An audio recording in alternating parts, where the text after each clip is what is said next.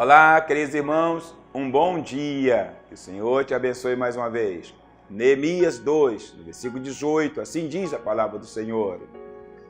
Contei-lhes então como a mão de Deus havia sido bondosa comigo, e lhes relatei também as palavras do rei.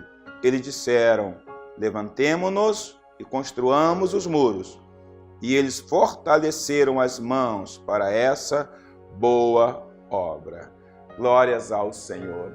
Queridos, todos nós que tem uma vida com Deus, seja com profundidade ou não, de certa forma ou em algum momento já ouvimos falar sobre Neemias, ou até já lemos seu livro.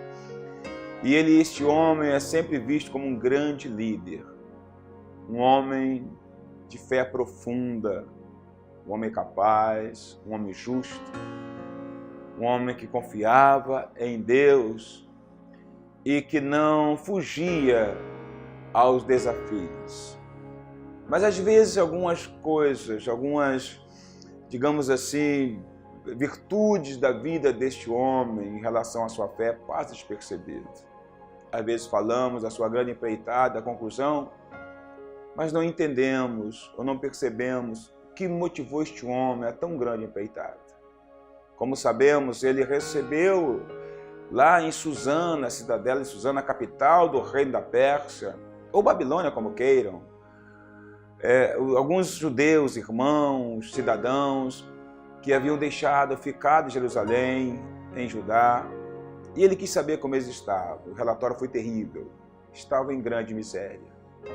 A cidade destruída, os muros caídos, queimados, tombados. Neemias, então, muito condoído, resolveu fazer alguma coisa. A primeira coisa que ele faz é orar, pedindo a Deus que pudesse liberá-lo, tocasse no coração do rei a fim de liberá-lo, para que ele pudesse ver a real situação da cidade e tentar mudar aquele quadro. E depois de 2 meses de oração, de jejum, finalmente veio a oportunidade dele estar com o rei. E enfim, o rei olha para o seu semblante, vê que ele está triste. O rei quer saber a razão, ele diz: como não estaria triste por causa da situação da cidade, do seu povo, do seu nascimento, dos seus pais. O rei então entendeu o que ele queria, perguntou a ele quanto tempo precisava para ir até Jerusalém. E ele determina um tempo. Mas ele também pede ao rei que lhe dê cartas para cruzar as fronteiras até chegar a Jerusalém. Pede também cartas ao rei para que ele pudesse ter acesso às matas do rei, a fim de colher madeira para usar na reparação do muro da cidade. E o rei deu. Neemias, então, partiu, chegou a Jerusalém. A primeira coisa que ele faz é tomar conhecimento, ver realmente qual é a real situação. E a coisa era muito pior do que ele ouvira falar. A realidade era tremendamente terrível, as circunstâncias, a destruição. Ele caminhou com cavalos pela cidade, mas teve lugar que não pôde passar. Depois que ele tem uma noção real, ele então reúne os líderes, sacerdotes, enfim, o povo que estava em Jerusalém, e ele relata a situação, e ele chama o povo: vamos reconstruir. Neemias não olhou para trás. Vamos levantar os muros, vamos deixar de ser opróbios. Interessante que o povo olhou para aquela situação e se animou e disse: vamos lá, em outras palavras. E a pergunta que eu faço é: por que Neemias, ao ver a realidade que era muito pior do que haviam lhe contado, por que o povo abraçou a visão de Neemias de pôr a mão arada e reconstruir o muro? Qual a razão? A razão é que Neemias havia contado a eles como ele chegou ali, como Deus respondeu às suas orações perante o rei que o liberou, como o rei lhe deu cartas, como ele conseguiu tudo o que precisava para chegar ali e recomeçar a construção. E ele disse que tudo ele conseguiu porque a boa mão de Deus estava com ele. Por isso, Neemias sabia que se Deus o havia levado até aquele momento e abrir portas para ele, Deus não ia parar ali. Deus daria condições para ele reconstruir os muros.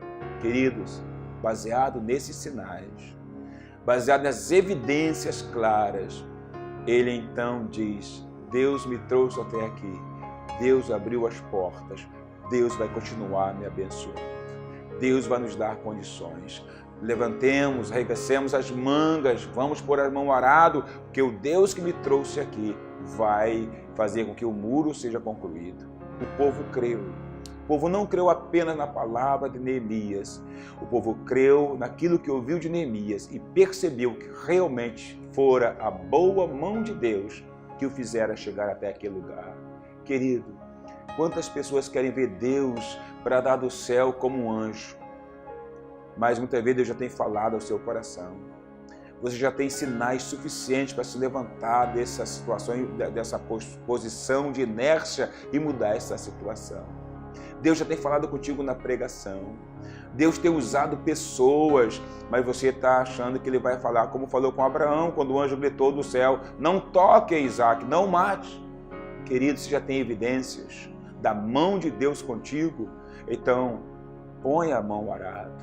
Haja, que se Deus já te deu sinais, se Deus já abriu portas, Ele vai continuar contigo até que a obra, ou seja lá o que for, seja concluída.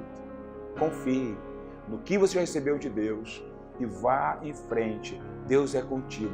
Motive pessoas falando do que Deus falou, não da sua fé, mas do que Deus colocou no seu coração. E assim você também vai ganhar pessoas que vão te ajudar a reconstruir, seja lá o que for, na sua vida. Que Deus te abençoe, em nome de Jesus. Pai, ajuda-nos a nos levantar, a agirmos pela fé, não baseado em palavras loucas do homem, mas naquilo que o Senhor já deu condições para podermos nos mover e veremos a Tua glória, porque se o Senhor deu os primeiros passos na nossa vida, o Senhor continuará nos abençoando em nome de Jesus. Amém.